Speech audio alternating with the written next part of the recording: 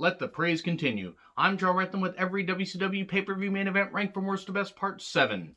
And we're going to see if there will be a part 8 because I got a lot of praiseworthy shit to talk about here. Some of my favorite matches of all time are going to be featured on the rest of this list because I love professional wrestling. I really do.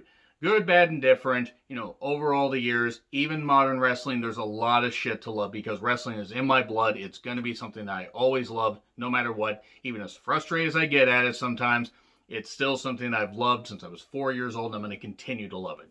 And I want to thank you guys, by the way, for tuning into this list, but also the rest of the content on the channel. Whether you're an original subscriber, new subscriber, anywhere in between, thank you guys very much. It really means a lot. You drive me to just share my love of wrestling, and all I am as a wrestling fan, I don't have inside sources, I'm not a journalist, none of that shit. I'm just a crazy wrestling fan that sometimes gets a little too passionate about things. We all get passionate about things that we just absolutely love, but I just love the fact that you guys interact with me.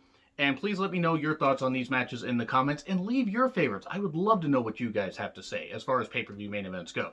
And whether we agree or disagree, we always have some good discussions. Anyway, number 19, Flair vs. Sting Tournament Finals, Starrcade 1989. Okay, bit of a divisive Starrcade. This round-robin tournament for tag teams, round-robin tournament for singles wrestlers. Now, it was only 4 tag teams, 4 singles wrestlers because, you know, they were like, okay, we're going to do round-robin style, and this is going to be great. I like tournaments, I like battle royals. I like this Starrcade, though I recognize that maybe beating Muta as often as they did wasn't the best idea. And no wonder Muta left soon after and went back and did pretty damn well for himself in New Japan, I'd say. And I believe also wrestled in All Japan. Muta wrestled a lot of goddamn years and did a whole lot of great shit. But anyway, this is about Sting and Flair, who had a great goddamn rivalry. Now, is it Sting's best rivalry? Maybe not. Maybe I'll have a different opinion on that here in a little bit. But this was, you know, kind of the culmination. It started at the first Clash of Champions in 1988, and then, you know, they would have brief skirmishes, this kind of stuff. Flair would feud with Funk, Sting would feud with Muta over the TV Championship, and then they would meet as teams, Flair and Sting, Funk and Muta, at Halloween Havoc 89, and then this was supposed to be a culmination, and then, you know, a new path to lead to Sting, you know, becoming a member of the Four Horsemen because he beat Flair here in a great goddamn match because Flair could always get the most out of Sting. And when Sting was motivated, he could really work with just about anybody. And him and Flair just had a natural goddamn rivalry. Like you can tell when people just fucking click, and Sting and Flair clicked.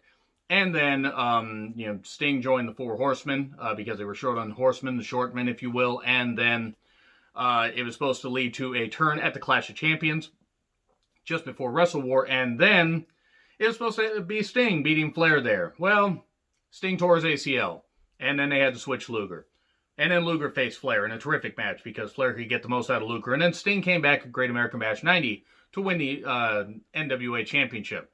In a match that we'll talk about here a little bit later in this list, but unfortunately, you know, they had to delay the plans, but it was really goddamn good, and Sting winning. This isn't the only time Sting and Flair are going to be featured on this list, I'll just tell you that right now, but this was a terrific match, as you would expect, and considering how the tournaments were here and there, even though I like the pacing of all of them, this was the best way to finish it, and they wanted to anoint Sting the guy. It would take a little bit, and then they do the Black Scorpion thing and pretty much kill that off. Thanks, Jim Herd, you fucking idiot. Anyway, so we get to number 18, Flair versus Fujinami. Championship match, Super Brawl 1. Apparently, the WCW New Japan Super Show 1 main event between these guys was not well received as far as the finish. New Japan didn't like really the dodgy finish. So, now I haven't actually seen the match, admittedly. If there is a link for it on YouTube, please let me know in the comments. I try to watch everything, but I have not watched everything. That's pretty much impossible. But if it's anything like this, Flair and Fujinami, you have pillar of the NWA, WCW, and a pillar of New Japan at that time. Fujinami was really goddamn over and was really taken seriously as a great goddamn talent. And, you know, for years and years and years, you know, before that and after that, Fujinami was the guy. He was really seen as a big, big deal in Japanese wrestling in general, not just New Japan. And they laid their chops in, they laid their strikes and the submissions. They always seem to take this seriously. And you could tell they wanted to go out there and prove they were the best, prove which company was best, WCW, New Japan. And it was a great goddamn match.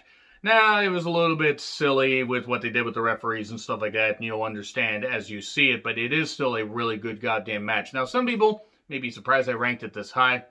as maybe some people might think that this match hasn't aged all that well. I disagree, but I respect your guys' opinion. I think this match deserves to be in the top 20 because it was two guys laying their shit in and treating a championship match like a big fight. Unfortunately, this would also be Flair's last pay-per-view match, as he would leave soon after because Jim Herd was a fucking goddamn idiot. Wanted to call him Spartacus, wanted to do a whole bunch of shit, and Jim Herd didn't understand that the only reason that WCW was bought by Turner is because of Flair, and then Flair went on to do pretty well in WWE for a bit, winning the Royal Rumble. That's not fair to Flair. Should have main evented Mania against Savage at Mania 8, but was a two-time WWE champion. And it was back in WCW, and Herd was long gone, and hopefully never to be seen in a wrestling company again. This was a great goddamn match, though. Fujinami and Flair really doing some great shit here. And then we get to number 17, Sting versus Luger, WCW title, Super Brawl 2, Electric Boogaloo. Now, had it been Liger and Pillman as the main event, that one probably would have been ranked even goddamn higher. One of my favorite matches of all time. This was a pretty damn terrific match. Flair had worked with both of these guys, but he was out of the picture, and they were trying to make it work between Sting and Luger. Luger had been the champion since Great American Bash 91, and had a pretty good run. In all honesty, Luger from about, I would say, the summer of 88 to his time as champion in 92, as WCW champion, probably his best work. In all honesty, his time as U.S. champion. I'm not fond of giving credit to Luger. You guys know that. But I have to give credit when you can see just how well somebody's getting it. And he worked well as a heel. Now, it's a shame he had to be a babyface, but he was better as a heel champion here. And then he was in the Battle Bowl 91 Battle Royal at Starrcade 91. And it came down to Sting and Luger. And Luger had been trying to get at Sting. Basically, had just been trying to put roadblocks in his way. Roadblock. End of the line. But this was the end of the line for Luger because Sting won, and then Luger went on to be part of the World Bodybuilding Federation. And Sting went on to be champion for a bit, and then lose it to Vader. And in my opinion, had a way better feud with Vader than he could have had with Luger had Luger stuck around. This was a pretty damn good match, though, in all honesty. They had really good chemistry. This was actually also probably the peak of them ever having matches against each other. Their stuff, I believe it was it Starrcade 99? I think it was Starrcade 99. Like, leading into that, late 99 and stuff like that, wasn't very good because Luger was not motivated, and Sting at that point I don't really think was motivated either. This, however, they were at the peak of their powers. It was really good shit. And Super Brawl 2, by the way, 1992 was a damn good year for WCW pay-per-views, in my personal opinion. Then we get to number 16, the Steiners versus Dr. Death, Steve Williams, and Terry Bam Bam Gordy tag finals, tag tournament finals, that is, Beach Blast 92. And, yeah, it was a great goddamn match. It's the Steiner brothers, Williams, and Gordy. Four hard-hitting guys, just smashing into each other, repeatedly. This is during the Bill Watts portion of WCW, which is divisive as well. But he knew how to feature tag teams, and he featured some pretty damn good tag teams here, and Williams and Gordy were doing well, I believe, in all Japan at the time. And the Steiners did well in Japan as well. And this was also, I think, their last pay-per-view match that they had in WCW before, or at least one of the last pay-per-view matches that they had before going to New Japan and then going to WWE, where they really weren't used all that goddamn well, even though they had one of the best matches at Mania 9, which ain't saying much because Mania 9 was shit. But back to this, hard-hitting, sure, some people may have not liked the conclusion because it went a really long time, but this is terrific tag team action. How you do tag team wrestling, really great shit, hard hitting. And the Steiners, they would rather throw you than know you, and Williams and Gordy were still at their. Gordy may have not been at his peak. Gordy was starting to have some issues, but him and Williams had great chemistry with a lot of people. And this was just magic. It was fucking magic. It was great shit. It's not the best tag team match that I saw, though. The main event of pay-per-view. That's coming up a little bit later. But this was really good goddamn shit.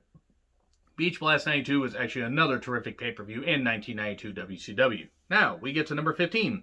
Sting versus Flair versus DDP versus Hogan, WCW title, Spring Stampede 1999. The last good pay-per-view in WCW history, in my opinion.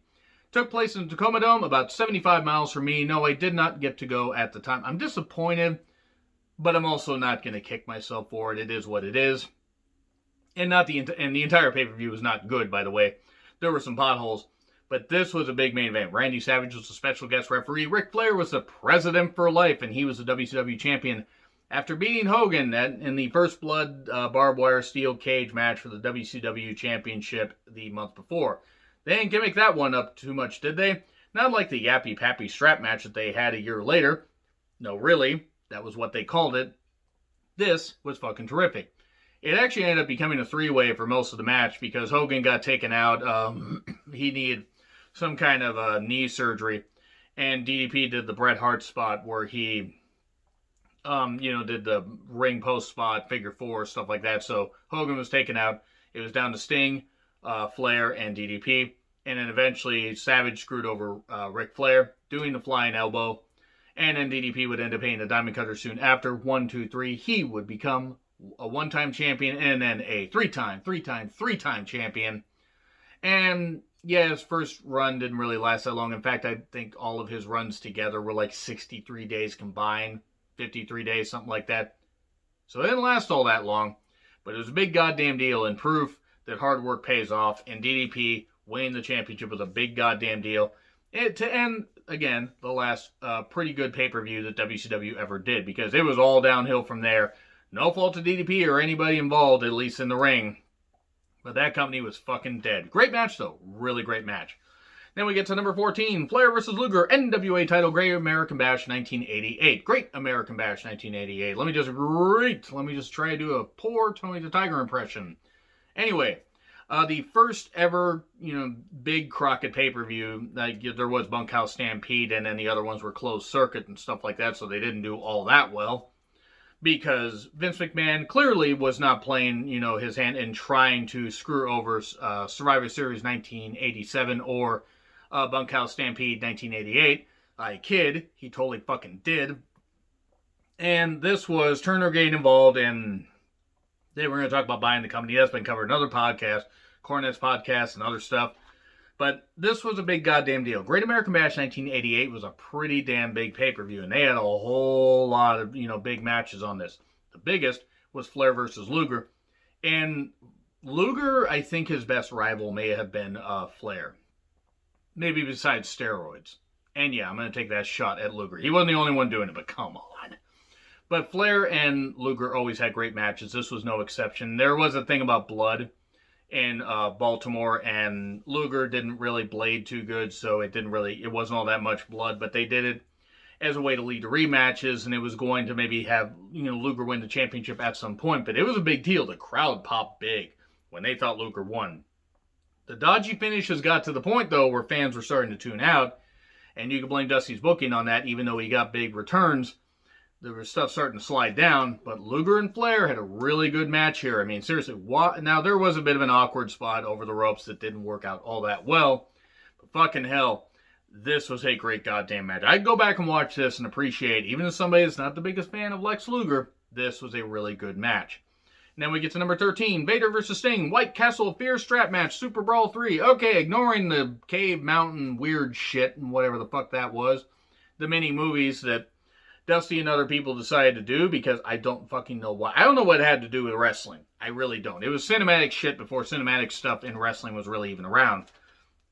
But Vader and Sting, they'd had a great match at Starrcade 1992, King of Cable Finals, where Sting and Vader always had great matches. They always, Great American Bash 92, other matches, and this, they always had great goddamn chemistry. And this was pretty goddamn brutal. Strap match, they beat the shit out of each other. They really did. This was a brutal fucking match. It was also the last pay-per-view that had any of Watts' influence. I think Watts had decided to go home shortly before this, but you could tell that Dusty had a hand in this as well, and that there was enough influence from Watts and Dusty and good minds in the company to make this match work. And Vader and Sting, they were in a class all by themselves at this point. They had a hell of a goddamn feud in 93. Great shit. They, again, beat the hell out of each other. This was really, really good stuff. I really enjoyed this match. And Vader had a really dominant run as champion in 93, but Sting was right there with him. They always worked well together, and this match was no fucking exception. Great finish to a match, or great finish to a main event. Number 12, Flair, Sting, Funk and Muta.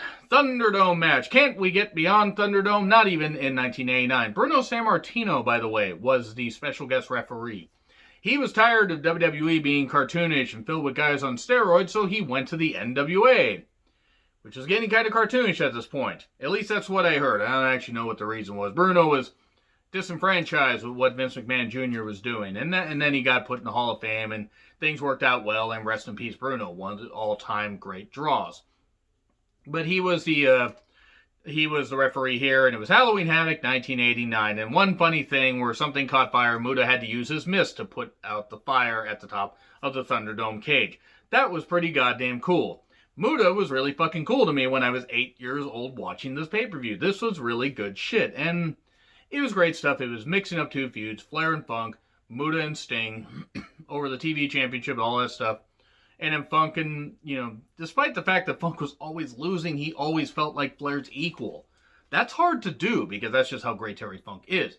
And they managed to just have a terrific goddamn match here. Really, really good stuff. I really enjoyed it. And they had designated Terminators. It was Gary Hart as the designated Terminator. You had to throw a towel in for your team. And then Ole Anderson was the designated Terminator for Flair and Sting. And it was really good stuff. Ole didn't want to be on camera anymore, which I don't blame him. I also don't blame him for being crotchety old man. He was a bit of a racist. Okay, he was a major racist, but you know what? He made a whole lot of money in wrestling. So if we're just going to focus on... Hard to focus on somebody who's so goddamn racist. Anyway, Ole, though, was a designated Terminator here and would eventually play into the finish. Funk and Muta would lose, because of course they would. And this would lead to the I Quit match that Funk and Flair had at the Clash of Champions just a few weeks after. Really terrific goddamn match.